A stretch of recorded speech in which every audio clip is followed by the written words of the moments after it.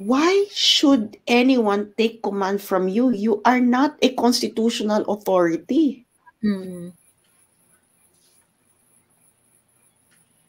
O di ba, gawin na lang natin yung ano natin, gawin na lang natin monarchy, gawin na lang natin siyang reyna para matapos na. So, ayun na nga naman masasabi ko, no? I'm just stating facts, madam, no? You are not a democratically elected official. You're not even an official. You are exercising power over Filipinos. Who are you? You're not voted. Ang problem kasi kung kunwari ganun nga, ang problem inaalaw Ni Bongbong. Pero hindi, you cannot derogate an authority like that. That's the problem. O di ko mo siyang cabinet secretary, pero hindi po pwede. Di ba? Kasi hindi ka pwede mag-appoint ng cabinet secretary na asawa or something. Esas yung sinabi mo kanina dun sa live niyo ni Maharlika about dun sa yung parang broker na parang yun yung magde-deliver ng pera kay Maharlika. Anong pangalan nun? Parang talent, ano yun, di ba? Parang talent agency ba yun ng mga trolls? Oo, Star Farm. Star Image Farm. Star Image Farm. Ano ko nga yan, kung ano. As in, sila talaga mag-deliver. Oo. Ano pa yan ha? Ilang friends ko pa ang kanilang, 2 friend ko ang kinontak. Alam mo yung mga high school friend ko? Kasi parang may common friend pala kami. Tinawagan pa yung isa. Babayaran kita. Ma-meet ko lang si Sas. Ganyan. Ganun sila ka-desperate talaga, no? Yes.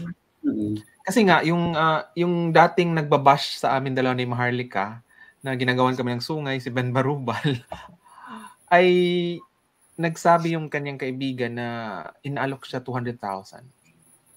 For what? Tahimik siya. Tatahimik siya. Kasi nga, diba, nag-iingay na nga siya ngayon kasi nga, nakita niya na yung mga NPA ay parang bumabangon na talaga at yun na nga, yung Makabayan Black, di ba, close kita mo. Doon siya nagalit. Okay?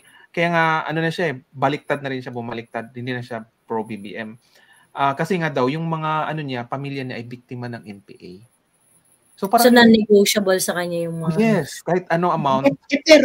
Pero paano siya kailan siya binigyan ng 200,000 para manahimik? May nag-offer. Pero hindi yan tinanggap. Pero kasi nakikita na nila ganun daw ngayon sas yung ganun yung kalakaran na parang if dati kang maingay, ang babayaran ka, ang trabaho mo lang is to do nothing. Kaya pwedeng mag-shut up ka lang. Oo, shut up lang. Oh, yan yung shut up lang. Parang si RJ Nieto. Yes. Lang siya. Oh, hindi ka pwedeng maging pro, hindi ka maging anti, just shut up. Ganon. Babayaran ka. Kaya pala niya dinate yung yung live niya. Kasi shut up ka lang niya. Shut up ka lang nga, ba't ka may comment? Yun na nga, di ba? Baka takot, kaya parang natakot siguro siya na yun yung kasunduan natin, just shut up. Kasi nga, ang nakarating kay Maui, sa friend niya, na si RJ kasi parang more damage yung ginagawa niya kaysa pagtatanggol. Yun yung nakikita ni Lam. Ako, you know what? I think,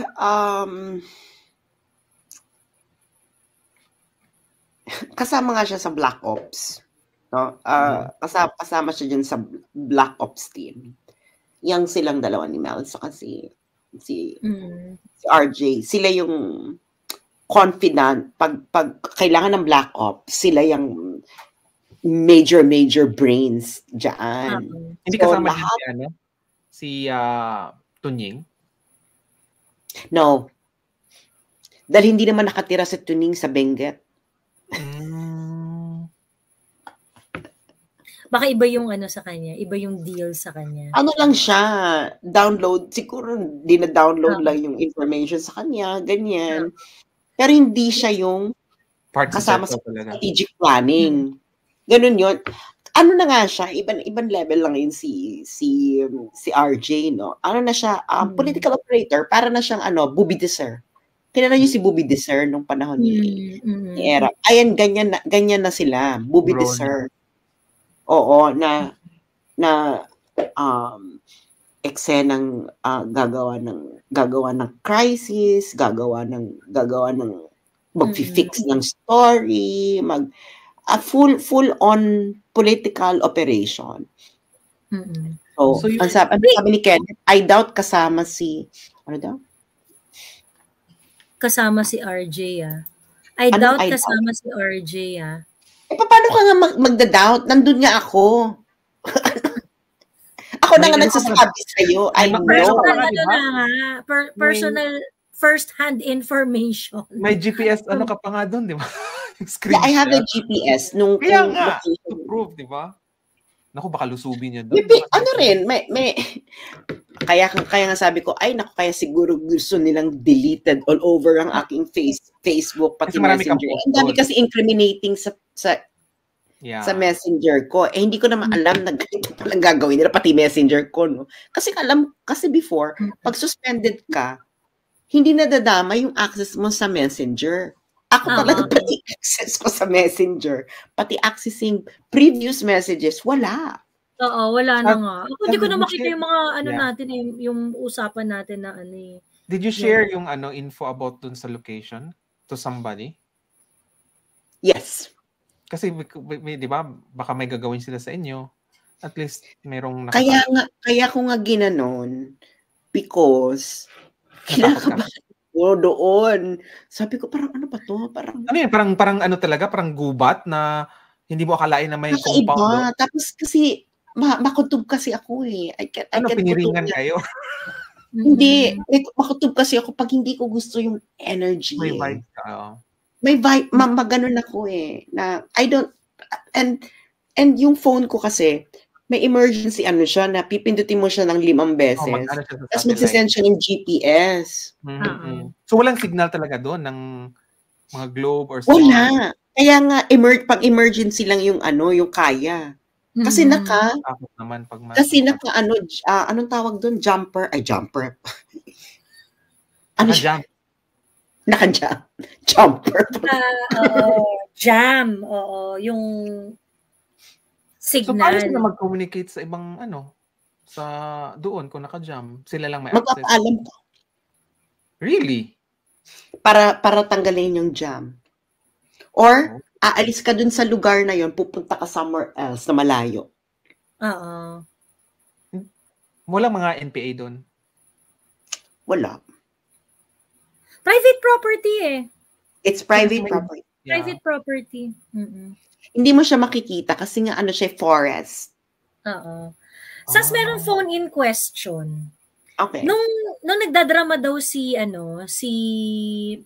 RJ tungkol dun sa free PR, free PRRD, sinakyan mo daw ba siya nun? Oo, kasi yung Protect PRRD, di ba? Protect PRRD. Kasi I think we all saw what we saw. Na bakit tinatago nila kay PRRD na si Sarah yung because that's what we saw. That's what was we were seeing. And that's what we reacted to. Hindi daw ba yun connected dun sa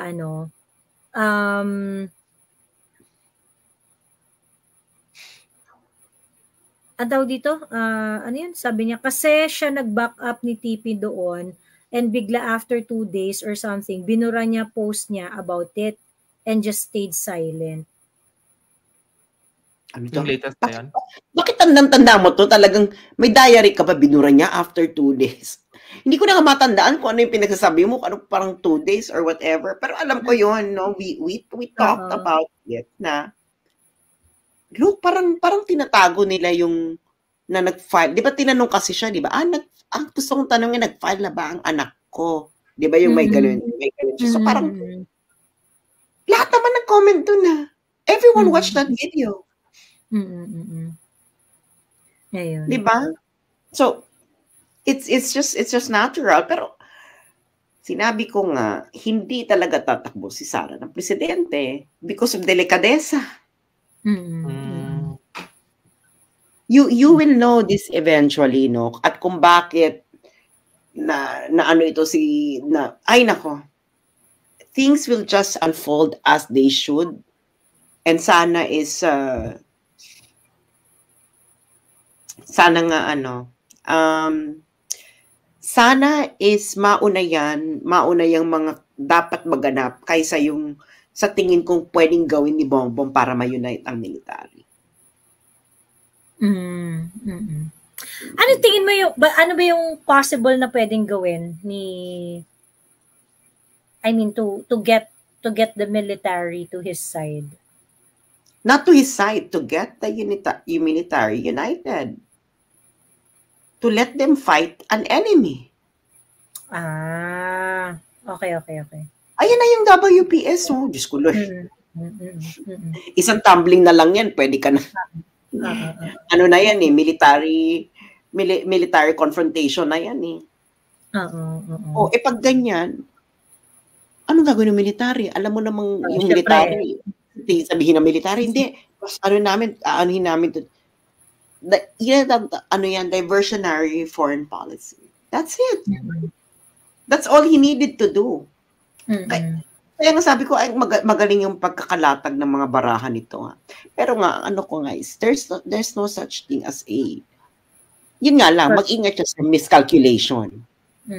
Kasi once na naging, which is most probably, baka maging worse pa yan sa SAF 44. Oh my God. Totoo. Kawawa naman yung Kawawa talaga. Yun na nga lahat naman, wala naman siguro Pilipinong magsasabi, huwag kayong lumaban dyan. Ako lang siguro, kaya siguro tinanggal na ako. Girl, pag nagganong action si Bongbong, hindi ka po pwedeng mag-say no. Makukulong ka. Pa kasi Lisa ang di ba, mag-command na, di ba, Bongbong, ano ba? pero ang ano niyan is, kasi hindi rin naman natin ang alam ang takbo ng utak ngayon ni Commander, no? Ni Commander. Saka, parang, galit na galit talaga. Ano talaga siya? Kasi ito mga nangyayari, alam mong hindi ito gawain ng mga taong sanay na politician na public servant. Kasi Lisa Marcos was never been a politician. Never been a public servant. She was always been in private practice. And she's always used to getting what she wants. Exactly how she wants it. Di ba yung yung interview with Boy Abunda, di ba sabi nga niya, mapipikon daw siya. Kung yung ginagawa sa pamilya ni Bongbong Marcos ng mga bashers or kung ano, na-amaze siya kay Bongbong kasi nakayanan niya. Pero kung siya daw ang titirahin, mapipikon daw siya. Inamin niya yun. Oo. Actually, yung sa vlog nila, may doon may sinasabi niya, well, you can easily get an impression na hindi siya kasi dinescribe siya ng mga anak niya as someone who's going to say something inappropriately. Ganon. Sa lahat daw ng member ng family, sino daw dyan yung parang laging may masasabi na mga bagay inappropriately, ganon. Tapos parang in-explain na hindi kasi parang siya yung pinaka-taklesa, ganyan. Ayun. So mukhang anyway. Well, ayun na nga. Pero ang ano ko lang is, you are still not voted by the Filipino people. Yeah. Totoo. You're not. Actually, that shields her Ha? That shields her also. Yung... Oo, pero yun, ang ano nga din is, why should anyone take command from you? You are not a constitutional authority. O di ba, gawin na lang natin yung natin, gawin na lang natin monarchy, gawin na lang natin siyang reyna para matapos na. I really hope na, for for like I think yung parang magbibigay talaga ng mas matinding clarity dun sa situation. If there would be someone who's going to like attest na ang mga instructions na nakukuha niya, yung government official na ang mga instructions na nakukuha niya is actually an instruction coming from the First Lady. Ganon. That would effectively remove the shield of the First Lady na kasi sa totoo lang, di ba si Maharlika nagparinig na nga siya ng mga voice messages. Yeah. Lalo kausap niya si Bianca Sobel. Why is she being consulted about ISAF? Yung basket case, di ba? Yung kay Attorney Trixie din, ganyan. As yung basket case din. Saka, yung ISAF, di ba? I think yung pag-uusap nila ni Bianca Sobel na yun yung ano ba yun? Nangyari ba yung pag-usap nila ni Bianca Sobel na yun before siya nag-video? Nag-video? Or after siya nag-video? Parang after siguro. Ay, talaga. So pagkatapos analysis kasi parang hindi pa siya satisfied dun sa pinag-usapan nila. Parang ganun. Hindi, di ba nag-video siya sa na I have nothing to do with ISAF appointments. Yeah. If I heard you. So, yung video ni yung ano ni Maharlika, yung voice message na pag-uusap ni Bianca Sobel at ni Lisa Marcos, kailan yun nangyari? After noong I have nothing to do with ISAF appointments or before? So before yata, parang hindi yata connected ba siya? Connected ba yung conversation? Yes, kasi tungkol sa ISAF yung naglalakad siya na oo, yun. Pero yung video recording na pinlay ni Maharlika is about ISAF din. ISAF rin ba yun? So, ayun na nga naman sasabi ko, no? I'm just stating facts, madam, no? You are not a democratically elected official. You're not even an official. Oo. You are exercising power over Filipinos. Who are you? You're not voted. Ang problem kasi kung kunwari ganun nga, ang problem inaalaw ni Bongbong. Pero hindi, diba? You cannot derogate an authority like that. That's the problem. O di ko mo siyang cabinet secretary, pero hindi po pwede. Di ba? Kasi hindi ka pwede mag-appoint ng cabinet secretary na asawa or something. The fact, di ba, nung sinabi mo na with approval ni Lisa at saka ni Tambaloslos about dun sa appointments, di ba? Yun pa lang, alam na talaga natin. So, that means alam din ni Larry Gadon about it. Di ba? Kasi ang tagal ni Larry Gadon nag-antay bago ma-appoint. Oo. Tapos emasculated naman yung opisina niya. Walang budget, walang ano. Diba? I think they just want to I think they just want to give something to Gadon kasi hindi naman kalaban si Gadon. Hindi no? Ba na-debar natanggal pa ngayon pa yung lawyer niya, di ba? Na-disbar. Pero natanggal din yung pagiging lawyer. Sakit nun, di ba? May ano ako, may follow-up ako doon sa Lotto. Kasi di ba, ano mo na, before pa na-appoint, alam mo na magiging chairman yan si Mel Robles. So, kasi may info ka na, nung lumabas yung 443 na nanalo na Lotto, anong reaction mo doon? Ganon. So, alam na this. Kasi dinefend ni RJ eh. Dinefend niya. Siyempre, i-defend niya. Di ba? Parang, ako naman parang 433. Diba? Tapos yung ano pa, yung combination. Yun na yung 7-14-21. Lucky 9 ang ano nila. Actually, may reason sila siguro. Yung explanation doon ni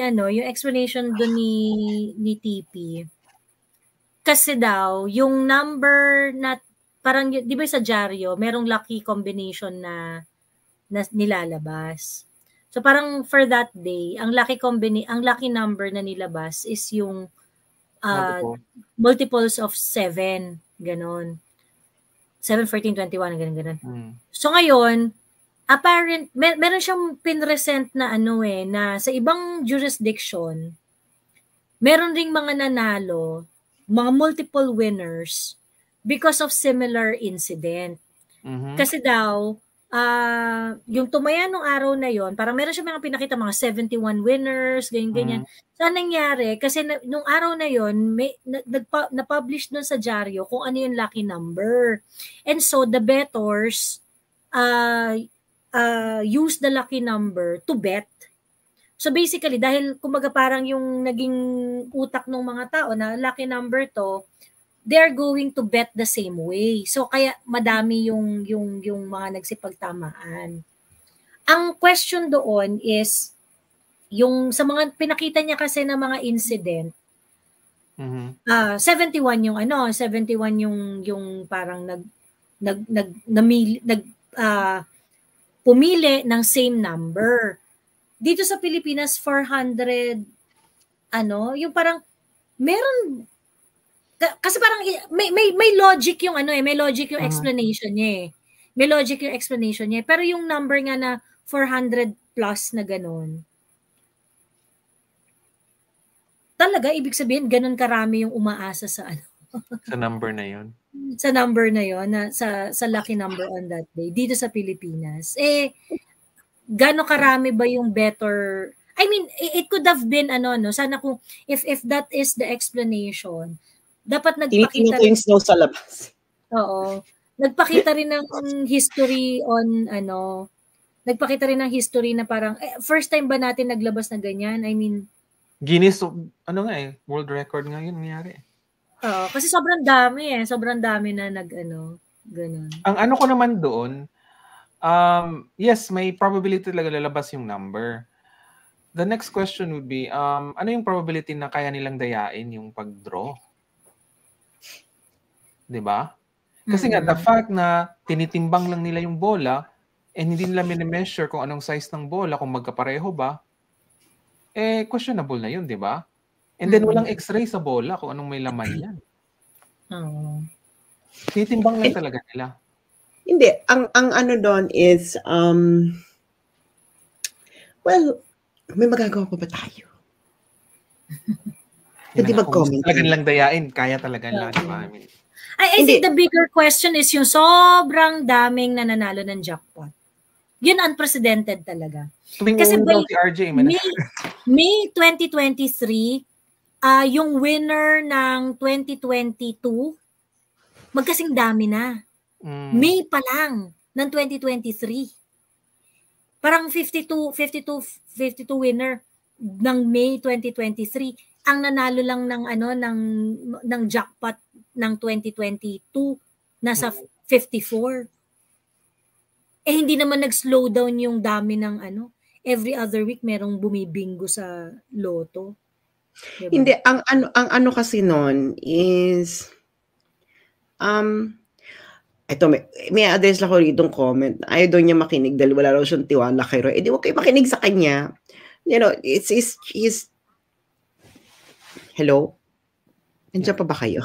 Yes. Yun ang dami kong bashers dito. Bakit kaya? Hindi, ang ko lang is, di wag kayong makinig sa kanya. Wala naman, you know what, the problem kasi is, you are treating commentaries as entertainment And hindi niyo pinapakinggan kung ano ba yung tinutumbok. Na parang, dude, na parang ganito yan, Ina. Amazed na amazed ka sa snake oil charmer. Tapos ginaganyan ka na ng mga tao, binubudol ka ng snake oil charmer. Na-entertain ako. Tapos magagalit ka pa dun sa naggaganon sa'yo. Na parang, ano pa ba yung dapat na evidence na hindi nga ng budol? Ibang-iba yung sa ginagawa doon sa pinangako. Tapos, naging DA secretary. Sabi niya, aalis lang siya kung naayos na yung mga structural emerald. Ano nga yung mga structural emerald na nangyari? Wala! Actually, sa akin yan yung parang isa sa pinakamalaking turning point for me. Yung bumaba siya ng DA na parang sa akin parang tapos high school graduate, di ba? Oo, yung parang lukuhan. Di ba? Yung tapang. Kasi ako noon, di ba ang dami ng criticism kay PBBM na bumaba ka na dyan. Ako, I do not want him to go down as DA secretary. Kasi I felt na tayo, pinakamalaki yung chance natin na magkaroon talaga ng structural changes dyan if the president is the one sitting as a Department of Agriculture Secretary. Kasi nasa kanya lahat ng resources Ganyan. Hindi, I think hindi naman siya naiwan. Alam mo, muntik na ako makabili ng farmland dahil doon. Buti na lang hindi ako natuloy. Kasi di ba, confident na, si Bongbong to, magandang programa sa agriculture. Buti nila, hindi ako natuloy bumili. Pero I think kasi, kaya siya bumaba because the DA position is dragging his political capital down. Na parang, nakaka-apekto sa niya, sa image niya. Kasi syempre doon i-relate, 'di ba nga number 2 pinakakulelat ang DA? Kasi hindi siya nagde-deliver. Kung nagde-deliver siya.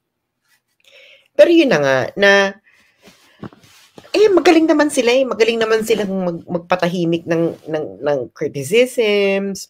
Actually, sabi nila hindi natin pinupuri ko na. Magaling po silang magpatahimik ng criticisms, magaling po silang magaling po silang magpa-delete ng Facebook, ganyan. Pero at the end of the day, yung mga Pilipino, titingnan pa rin nila yung kanilang mga electric bills. Titingnan pa rin nila yung mga water bills nila. Titingnan pa rin nila yung airport. Titingnan pa rin nila yung traffic. Pero kasi nga, na humahanap kasi sila ng diversion ng enemy, no? Wala kasi silang enemy. They don't have an enemy like Digong. Ang enemy ni Digong ay droga, terorismo. At yun talaga nakikita mong nilalabanan niya, di ba? At saka itong mga oligarko, makikita mo yun ang nilalabanan niya. Ito ang enemy nila, vlogger.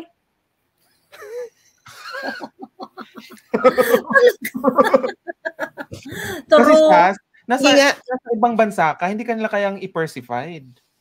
That's the only way to shut you up. Kaya nga, buti nga wala na nga ako, di ba? Kasi nga kung nandun pa ako, I'm pretty sure, gigipitin ka? Or may warrant of arrest ka na? I'm pretty sure, carrots and sticks yan may warrant of arrest or whatever. Pero I already know na it's already going there. Kasi nga yung Love the Philippines, video gigil yan May mga nag-warning na sa akin na pumapatay yung gas. Diba hindi ko na lang sasabihin kung sino yung pumapatay Basta may mga si Mumu ba to? Basta may mga dyan, may mga eksena. So lahat sila galit, 'di ba? So galit na sila kasi international embarrassment yung Love the Philippines. Oo, saka yun yung hindi parang yun kasi yung lumusot sa algorithm yung Love the Philippines kasi doon lumabas yung tunay na engagement ng page ko. So ang parang ang enemy nyo ako, saka ganito, ang enemy nila vlogger and then China. So they want an enemy that they cannot defeat and it will make the Filipinos suffer, and then they also want an enemy that they can easily defeat. So ano yung benefit ng dalawang ito? Nawala natanggal niyo yung Facebook ko, anong na-achieve niyo? Ganun pa rin naman yung issue. Kaya nga ano sila ito ay galawang budol. Kasi you are covering something Naghahanap ka ng diversion pero hindi mo inaatake yung problema. Ang linaw-linaw naman ng mga problema kung sino dapat talaga yung enemy mo. Kaso hindi mo sila pwedeng gawing enemy, model kabarkada mo pala sila. By the way, sagutin ko lang tong ni Cheryl Hernandez. Ano dong issue ni... Gusto kasi ni Banat Bay, mag-sorry ako sa opinion ko. Kasi yung sinabi ko na... Kasi may nagtanong kasi, bakit tahimik yung mga banateros about kay Boying? Bakit nag-iba na yung content nila? Nagbigay lang ako ng analysis na baka bayad na sila. It's just an opinion. I always say that, na opinion lang talaga yung mga sinasabi ko dito. It's up to you. Pero sabi ko nga, yung analysis natin ay minsan bumibingo. Nagkakatotoo. Parang tinakot ata sila. Natakot. Bakit kailangan ko mag-sorry sa aking opinion? Tinakot, no? Tinakot. Di ba yun nga yung, kasi in-interview niya si Bantag.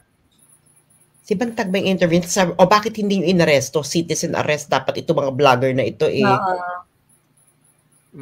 arusahan or something like that. So, I don't know ngayon, bakit ako yung tirada nila ngayon? Sabi nila 2024, magsimula na silang i-defense si Sara at saka si Digong. Bakit?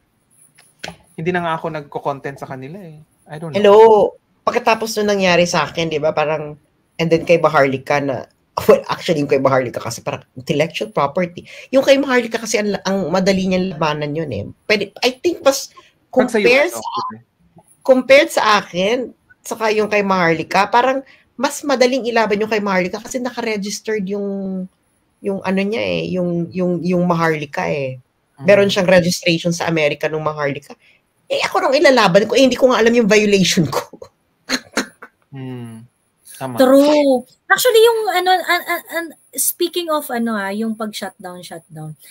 Kasi syempre maliliit lang naman kami na content creator. Yung kaming mga TikToker na nag-crossover dito sa Facebook. Sa TikTok, walang doon, walang monetization doon. So kahit 2 million views ka, wala yun. Yan na nga. Walang pera doon. So basically, ang only way lang para mag-generate ng income, yung mga social media accounts, yung TikTok mo, is kapag nakaka-receive ka ng mga gifts, which is, Diyos ko po, talagang, lang yun, mga siguro pambayad lang ng internet yun. Yung hindi yun aabot ng mga hindi yun lalampas. Hindi yun pang-abot ng pang-London. Hindi yun aabot ng London, Diyos me. Baka, hindi ka nga sure kung aabot yun ng Cubao. Diyos ko. Ganon. Lang talaga siya? Talaga, so minuscule lang talaga siya. Ganyan. Ganon. Pero bakit ganon? Alam niyo, huwag na kayong balik ng Vera Files. It is, sinabi na nga, pinag-usapan na nga namin dito, meron nga ang Facebook. Meron na silang global threat team. At ang isa sa mga threat nila, yung mga associated daw sa China. Sa China, yun yung ginamit talaga na na weapon to shut SAS down. Kasi yung sabi sa'yo, may violation ka, diba? Pero sometimes hindi na sinasabi kung ano talagang specific na violation. Yun nga.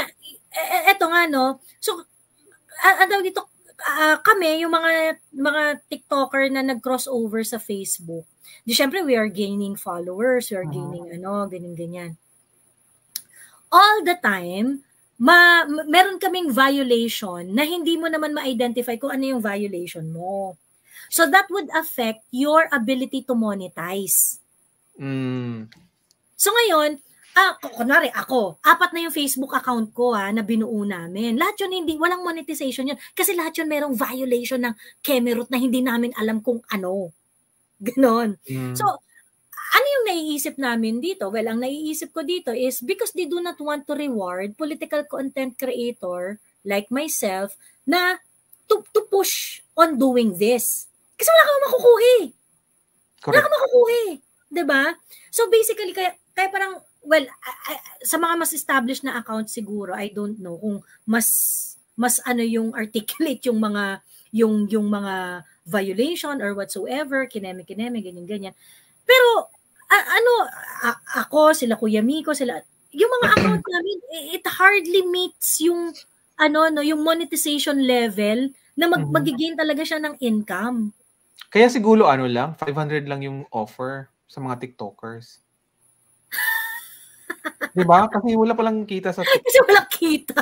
Wala palang pera. Yes. Baka yun yung nag-benchmark sila. Magkano magkita mo sa TikTok? Wala. Sige, 500 na lang. Pwede siguro. Oo. Pero ang ano nga niyan is, ayun na nga, parang okay. Paano kayo nanalo sa public opinion debate? Diba? Na parang, napakita, diba, kinote ko nga kanina si Bongbong Marcos eh. Sabi ko nga, diba, sabi ni Bongbong Marcos, siya na rin mismo nagsabi, if you are making your enemies angry, then you're doing a good job. So, Lisa, according to your husband, you're doing a good job. True. How about stars? Do you still receive it even with violations? Hindi rin po siya guarantee, pero nare-receive siya. Yun lang yung monetization ng mga pages namin. Yun lang, wala nang iba. Wala siyang ads, wala siyang Sabi dito baka daw national threat. Yeah. If yun kasi nga, i-search nyo to, si Ben Nimo. B-E-N, yung pangalan niya Ben, B-E-N. Ang last name niya is N-I-M-M-O. I-search nyo yan. Tapos, pag sinearch nyo sa Google, diba yung pangalan niya, Ben Nimo, B-E-N, tapos N-I-M-M-O, tapos plus, Philippines. So, makikita nyo dyan, sa X niya, meron siyang feature na mga Facebook pages na tinanggal niya, na puro Duterte pages. Tapos, ang nakalagay nito, in 2018, it started posting about the Philippines and more generally, about maritime issues in the South China Sea.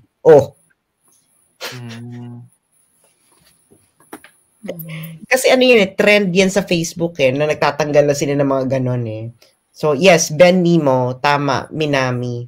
So yun yung trabaho niya. Siya yung nag-identify ng ganyan, tapos yun yung project niya na yan ang pangalan. Ayun. Anyway, ayun lang, kakaloka. Alam mo, Sas, yung last message mo doon kay Miss Maharlika, matindi yun, I mean, parang ang dating kasi, di ba, yung from natanggal yung page mo to RJ, to Thinking Pinoy, di ba, na parang, yung hugot mo talaga doon yung sinabihan mo siya, di ba, yung may lolo pa or something, di ba, I mean, because, yun, parang, para sa akin, you really know him for a long time. Di ba, so, yun na nga. Someone needed to be reminded of how they reach, how they reach their place.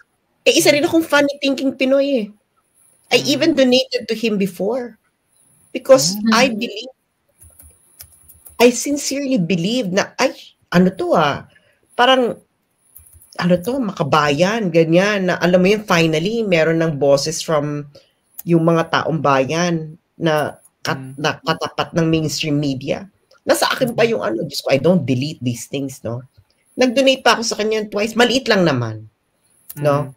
Estudyante lang ako noon, so yun nga, tama yung sinabi mo na mananawagan yung mga DH na ipaglaban yung di ba, yung taong bayan na yun nga. Oo, di ba kayong ginagamit? Totoo naman, di ba sinasabi niya, ako po ang DH, yung mga DH, umaapila siya sa mga DH, umaapila siya sa mga OFWs, umaapila siya sa mga ordinaryong Pilipino. O ngayon, yung mga ordinaryong Pilipino, ano ngayon sila? Nangangamba ngayon sila sa mga lansangan, nangangamba ngayon yung mga OFWs, sa mga anak nila na malululong uli sa mga droga. Tapos ikaw tahimik ka, pinagkakitaan mo yung mga yan Dahil sa mga yan. Tahimik siya. Diba? My God, you don't have a sense of responsibility of why you became Thinking Pinoy. Hindi ka naging Thinking Pinoy because of Lisa Marcos. Hindi ka naging Thinking Pinoy because of RJ Nieto. Naging Thinking Pinoy ka dahil naniwala sa iyo itong mga taong ito na supporters ni Duterte. Tama. Tama. Kasi nga napansin ko yung dati, 'di ba, hindi pa siya nagpakita ng mukha, pero may website din siya kagaya ko, 'di ba? So, yun na nga, ang napansin ko lang noon is parang nagamit si Mocha kasi si Mocha talaga yung trending that time, and dahil nga sinishare ni Mocha yung kanyang mga articles, kaya nakilala siya. Tapos ngayon, 'di ba, sinabihan niya si Mocha na bobo. Oy, Dane, sabi ni Dane, take note what Miss Sass said. Ano to? Take note what Miss Sass said. The mastermind behind the scenes. Hindi siya ang mastermind. Ang sinasabi ko, kasama sila sa Black Ops. Sila ang Black Ops. Sila kasi ang, kasama siya sa inner circle ni... Sinabi mo na ang pera pambayad sa ay galing kay Mil Robles. So, ibig sabihin nun, saan kukuha ng pera sa Mil Robles? Dun sa mga winning ng mga sa loan better. I don't know, but yan ang sinabi niya sa akin. O may PCOs, o naman pwedeng pagkunan ng budget. Kasi ang dyan sa Pilipinas, dito kasi sa Canada, pag may nanalo, may picture talaga, makilala mo kung sino nanalo. Dyan sa Pilipinas, di ba? Private. Kung alam. May tawag dito, may press release nga yung PCO. Philippine News Agency tungkol doon sa nanalo ng 571. So sabi raw nung nanalo ng 571 million pesos, totoo po nananalo ako at totoo pong may nananalo sa loto, kaya tumaya po kayo. Yun daw yung sabi nung nanalo. As in. Diba kaya kung sabi sa inyo, hanapin niyo yung post niya noong December 2019. Sinabi ko rin sa ni Maharlika, na sinabi niya noon na hindi kaming dalawa, sinisitangan namin yung isa't isa, paano pa yung iba. Hindi kami nagko-consinti ng wrongdoing. Yun ang sinabi niya noon.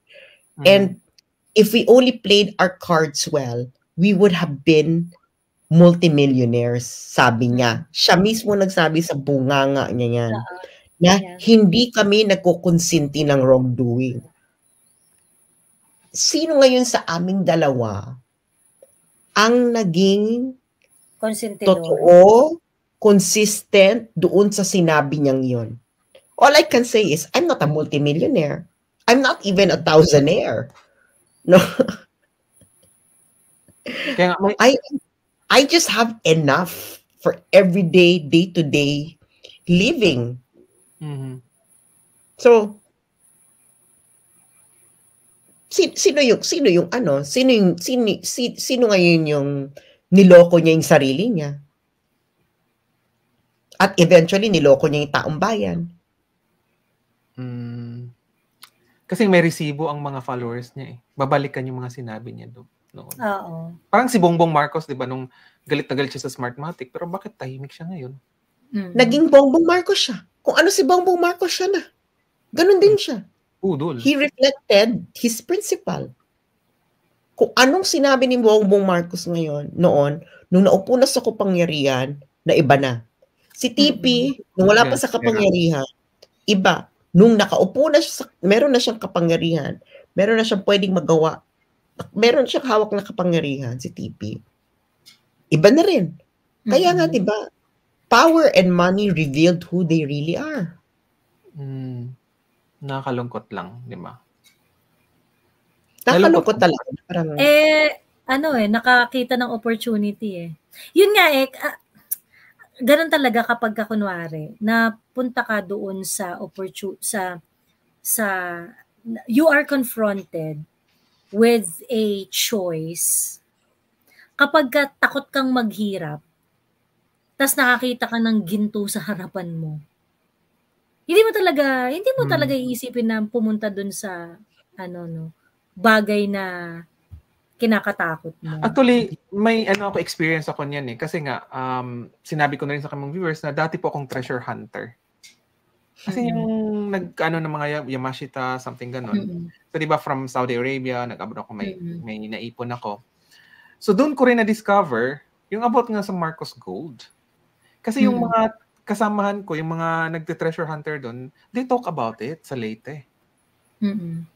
Kaya doon. Kaya, yun na nga, may din na halimbawa, magkasama kayo, diba, so pag-search, pag makita na daw yung gold, nag-iiba daw yung ng mga kasamahan mo. Magtatraduran daw. Parang ganun. Oo. Kaya, yun na nga, makikita mo talaga yung ugali ng tao pag nandoon na yung yung pera.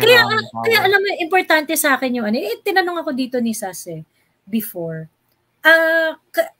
Kaya sa akin, very, very important talaga yung wag mong kakalimutan kung paano maghirap. Wag mong kalimutan yung hardship, yung kung hindi ka dapat matakot dun sa sitwasyon na mahihirapan ka. Ganon. Kasi pag natakot ka dun sa sitwasyon na mahirap, pag naharap ka dun sa sitwasyon na kailangan mong mamili between your integrity and yung convenience, chances are, ang pipiliin mo yung convenience, diba? Ang pipiliin mo yung kaalwanan ng buhay kahit walang integrity. Yeah. Takot ka maghirap Yeah. Diba? Sas, nakita mo ba before na maging kaaway kayo ni TP? I mean, na-sense mo na yun before pa? Yung magkaibigan pa kayo na parang would be a time na mahaba ang pasensya ko Hello, kita niyo naman, di ba? After 9 months lang ako binira ko to sila Thea Tan at Exen. Mahaba ang pasensya ko. And, because of the Mario case. And, pero, nung 2022, meron kasi ako mga best friends sa Pilipinas. Talagang best friend ko talaga noon.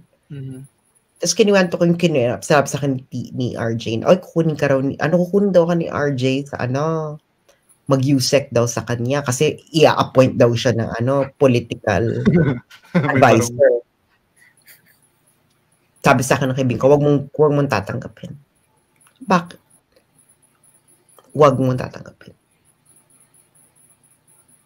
Kasi nakita, yung friend ko na yon na babae, nakita na siya before.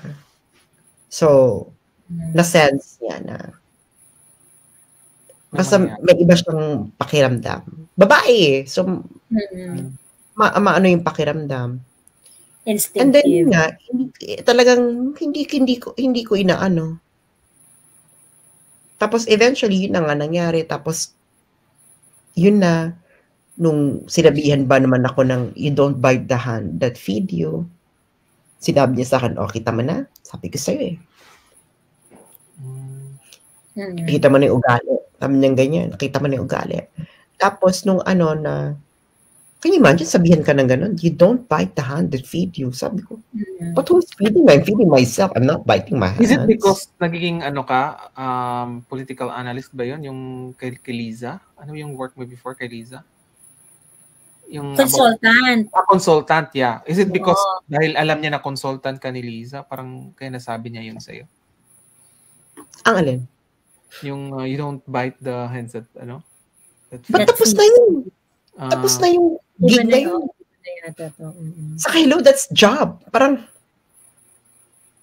that feeds me, that fed me. Anong pinagsasabi mo? Excuse me, that's work. Ano yun? Itatapon ko yung prince. And besides, I'm not biting your hand. I'm criticizing your policy. And if you cannot separate that, and I think you don't deserve to be a leader. Diba? Ito sabi daw ni TP.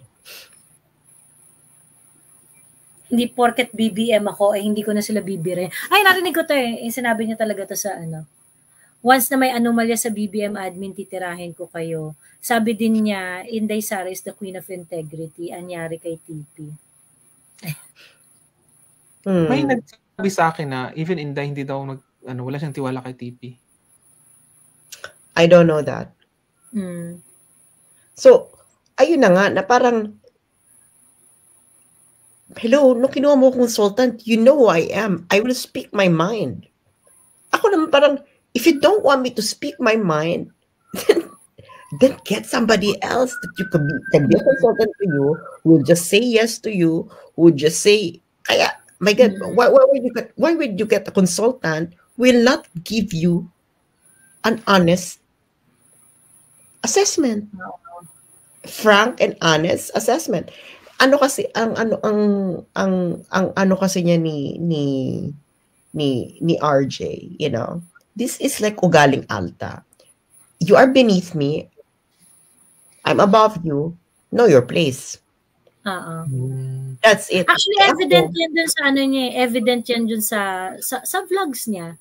Yung ganong klaseng ano, meron siyang need to validate himself. Like, 'di ba when he gets personal dun sa kanyang vlog, lagi niya sinasabi na kasi hindi ako nakagraduate ng college, so parang kailangan daw niya siya. Oo. Kailangan niya i-prove yung sarili niya all the time, kineme, ganyan. Pagkatapos, mauuwi yung kanyang talk into achieving so many things na ngayon mas mababa kayo sa akin. Parang ganon. Na tingnan nyo, ang isang humble na kagaya ko na college dropout ay mas mataas ang na-achieve kaysa sa inyong lahat. Ganon. So parang, okay, continue. May talaga dun sa may kumbaga parang, okay yung start pero may something wrong doon sa, okay, so parang, you're thinking about this as a race, na kailangan ikaw parati yung on top. Kailangan ikaw parati yung mataas. At ikaw parati yung naka-achieve ng bonggang-bongga. And nagre-reflect to nung nag-drunk live siya. Ang sinasabi niya na ang wish ko sa inyong lahat ay ma-achieve ninyo ang na-achieve ko. Really? Parang, feel niya talaga na siya na yung yardstick of success. Ganon. Diba sa UP ka rin, diba? Sa Diliman. No, I failed UP. I didn't pass the UPCAT. Hindi ako nakapasa ng UPCAT. Akala ko sa UP ka rin. Kasi, alam mo, di ba nag-aral din ako sa UP Diliman? Parang, si TP, yung nakita ko yung the way siya parang wala naman akong na-meet ng mga kapwa UP na ganun magsalita. I mean, yung iba nga, parang parang humble pa nga. Magugulat ka na lang, na-perfect niya yun. Parang ganun. Alam niya yun. Parang, hindi, parang, maisip, bakit ganyan siya ka ang ko talaga niyan is, talaga, passive-aggressive kasi si RJ. It's passive-aggressive. Hindi yun makikipag-head on sa akin. He cannot do that. Kaya niya mas matalino ka. Actually, nakapost naman, inamin niya mas matalino ka kaysa kanya. Kaya hindi yan what's this? Kaya ang gagawin niyan, mananaksak siya sa patalikod. Yun yung ko sa kanya na parang si bakla mananaksak patalikod. Kasi yan may lalo na nung after nung kay Jover, grabe, may mga tao lumalapit sa akin na ginaganyan-ganyan. Talagang grabe yung panlalait niya sa buong pagkatao ko. Alam mo yun, na parang, ano bang ginawa ko? Noon talaga, doon ko na talaga na naging ugaling alam mo yung parang mata pobre. Naging mata pobre. Kasi na-reach na nga raw niya yung rurok ng success. Extremely wealthy na nga eh.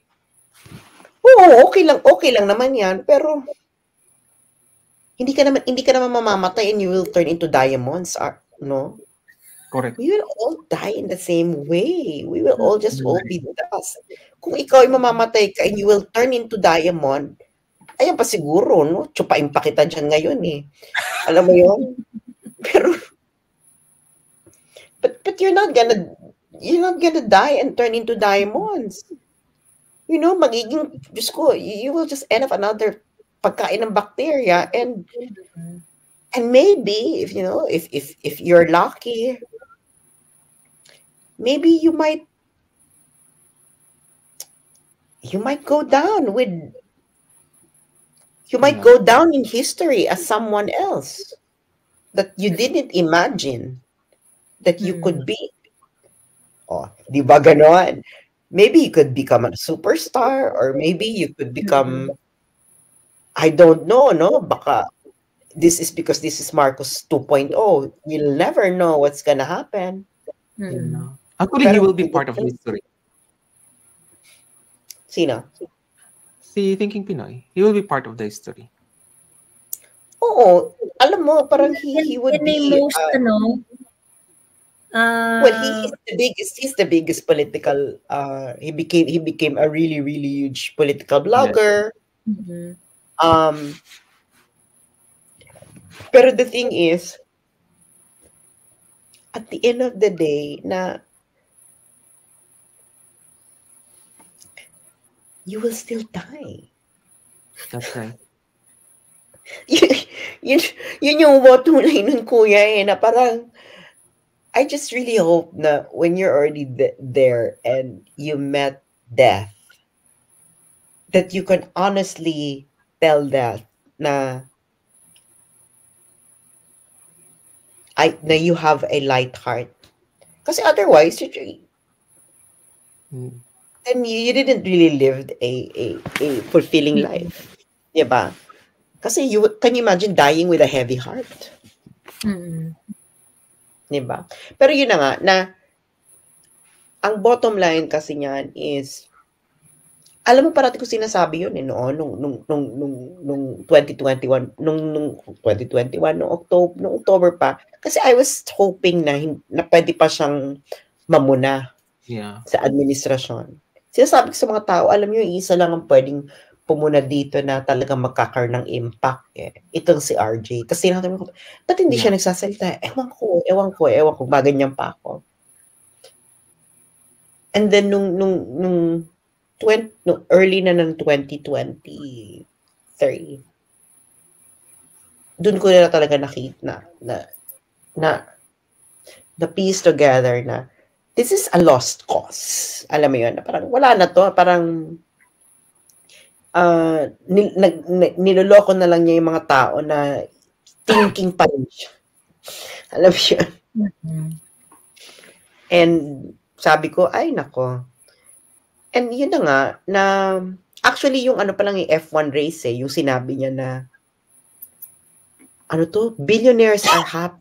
Alam mo yung remember yung kabobohan na yung F1 race, yung billionaires are happy when they watch F1 race. Oo. And that's why it's the best time to meet them. Parang ganyan. Actually, do you remember? Deals. Nag-react ako doon kasi nga kung businessman ka, pumunta ka ron para mag-enjoy tapos may mag-deal sa'yo. I mean, hindi yun parang magagalit sila kasi this time para mag-enjoy kami tapos mag-business talk. Well, ang doon, ang bonggang-bonggang tanong doon is that, okay, it's done and over with, ano yung nauwing deals? Diba? Yeah. Ano yung nagmaterialize na deals? Numbers. Kasi maring tama siya. O sige, natapos na. Ano na yung nauwi? Asan na? Diba? That's the question. Hindi nga. Parang, ang ano ko nga kay RJ na, tinatanong tao, bakit siya yung inaano ko? Kasi,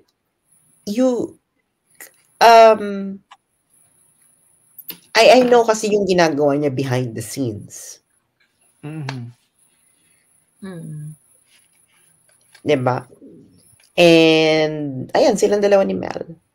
And, ano ko lang talaga is na, I just really hope that you would enjoy your wealth for a long time. Diba?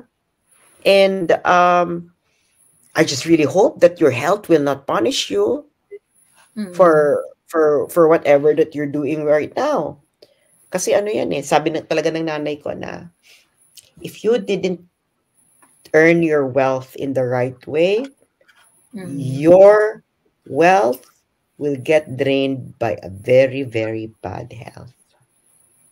And then you would realize that it wasn't worth it. Sana lang huwag kayong umabot sa ganon. Diba? So, siya mag-ano na tayo, mag-ano na tayo, magpaalam na tayo at ano na. It's 3:30 na. Anong oras na ba dyan? 12:30 p.m. pa. Magla-lunch pa ako. Okay, tanghali pa. Wait, thank you talaga sa lahat. Good night. Maraming salamat sa sa mga nag-join and sa mga nagpadala ng mga kuning-kuning dyan. Thank you. See you next time. Bye. Thank you. Ingat. Bye.